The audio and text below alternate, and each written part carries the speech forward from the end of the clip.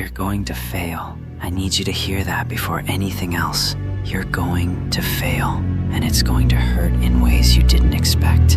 Not a little hurt, not a manageable hurt, the kind that makes you question everything. Why you started, why you thought you could, why you even tried. And every voice that told you that you couldn't is going to feel right in that moment.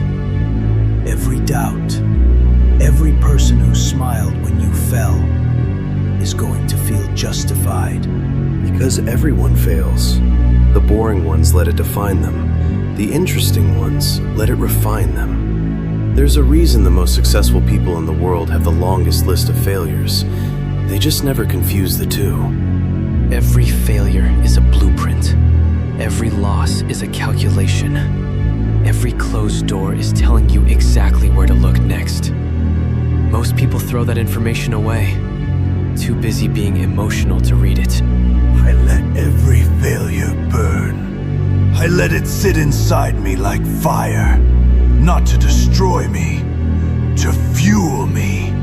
Because the only acceptable response to failure is becoming someone who never loses again. I want you to understand something. Failing doesn't make you a failure. I've made wrong calls, chosen wrong, watched people I care about suffer because of my mistakes. And every single time, I wanted to believe that meant something about who I am. It doesn't. Failure is something that happened, not something you are. I saw the future, every possible path, and I tried again and again to find one that didn't end in suffering. I couldn't find a happy ending, not one. But I kept moving anyway, because failing to find the answer doesn't mean you stop looking. It means you go deeper. I walked away from everything I was supposed to be, failed by every standard they set for me. You know what that taught me? Their standards were never mine to meet. Failure only means something if you believed in what you were chasing. I've miscalculated before, made moves that didn't land the way I intended. And you know what I did? I figured out exactly why, fixed it, and came back so improved that the failure looked intentional. Because honestly, the best ones always do. Every match I lost, every moment I was outplayed, I didn't mourn it. I broke it down. What did they see that I didn't? What did I miss? Where was the gap? Fail fast. Learn faster. That's the only equation. Two choices, stay down or get up. No third option, no time limit. But the longer you stay down, the more comfortable it gets. And comfortable is where potential goes to die. Why do people choose safe? I never understood that. Like, genuinely, you have one shot at this, one life, and the plan is to spend it doing something that doesn't scare you, something that doesn't make your heart race, something that fits inside the lines someone else drew for you. How does that feel like enough? They call it being realistic.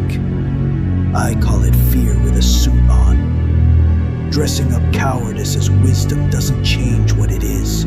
You're not being smart. You're being scared. And you know it. Safe doesn't exist. You can fail at what you don't love just as easily as what you do. So what exactly are you protecting yourself from? Realistic. That word. Do you know who uses that word the most? People who gave up on something and need you to join them, so they don't feel alone in their mediocrity. Don't be their comfort. Every player who chose comfort over competition, I passed them. Not because I was better at the start, because they stopped pushing when it got uncomfortable. And I didn't. Fear of failing is just fear of growing. And growth is the only thing that matters on that field. You can fail at the safe choice too. At least if you're going to fail at something that was worth trying. Fear dressed as practicality is still just fear. And fear never built anything worth keeping. I never had a backup plan. Not because I was confident, because I couldn't afford to be anywhere else mentally. Every time I tried to imagine a different path, it just felt wrong. Like betraying something inside me that hadn't given up yet. So So I stopped imagining alternatives and just kept going. Plan B is a lie you tell yourself. It means you already decided the main plan might not work. And the moment you decide that, it won't. Burn the backup. There is only forward. I never had a safety net, never wanted one. A net just catches you before you hit the ground. But hitting the ground is what teaches you to never fall the same way twice. Plan B people are so funny to me. They spend so much energy protecting themselves from failure that they never put enough into actually succeeding, and then wonder why Plan A never worked. It's almost impressive how backwards that is. On the field, there is no Plan B. The ball is moving. The game is happening. You either find a way or you don't. Hesitation is the Plan B of the mind, and hesitation loses games. Having a Plan B means you don't fully believe in Plan A. And if you don't fully believe in it, why would anyone else? Why would the result? Cut the exit, close the door behind you, and move like there was never another option. Because for the ones who actually win, there wasn't. I used to be so scared of getting it wrong, so scared of making the wrong call, hurting someone, failing someone, that sometimes I'd freeze. And you know what I learned from freezing? Freezing is just failing without even trying. At least when you try, something comes back to you, even if it's just the lesson. You can't fail if you never try. I know. You can't win either. So what exactly are you choosing by staying still? Nothing. You're choosing nothing. And nothing is the worst possible outcome. Every scar I have came from trying. I don't regret a single one. Scars mean you were there. You showed up. Most people can't even say that. Here's the thing nobody wants to admit. The attempt itself changes you, win or lose. You come out of it different, sharper, more aware, more dangerous. The ones who never try stay exactly the same. And same is just a slower way of disappearing. Every attempt is data. Successful attempt tells you what works.